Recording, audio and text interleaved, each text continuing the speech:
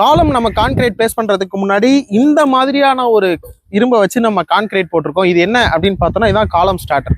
இதை வந்து நம்ம காலம் ஷூ மார்க் அப்படின்னு சொல்லுவோம். இது எதுக்காக போடுறது அப்படின்னு பார்த்தோம்னா, நம்ம காலமுடைய பாக்ஸ் மினிமம் ஒரு 7 feet 10 feet வரைக்கும் சில இடங்களில் ரைஸ் பண்ணுவோம். ஆனால் இந்த காலமுடைய லொக்கேஷன்ஸ் எல்லாமே ப்ராப்பராக இருக்குதா அப்படிங்கிறத நம்ம பாக்ஸ் வச்சதுக்கப்புறம் என்ஷூர் பண்ணுறது ரொம்ப கஷ்டமான ஒரு விஷயமா இருக்கும். ஸோ அந்த மாதிரி விஷயங்களை தவிர்ப்பதற்காகத்தான் இந்த காலம் ஷூ மார்க் அப்படிங்கிறது நம்ம பண்ணுறோம்.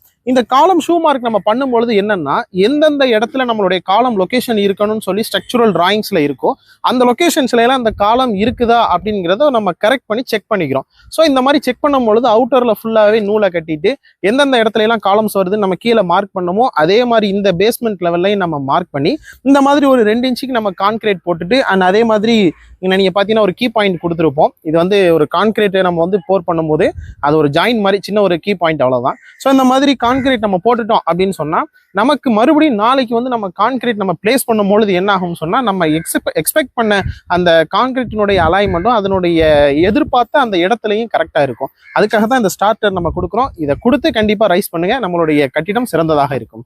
தேங்க்ஸ் ஃபார் வாட்சிங் திஸ் வீடியோ. பை.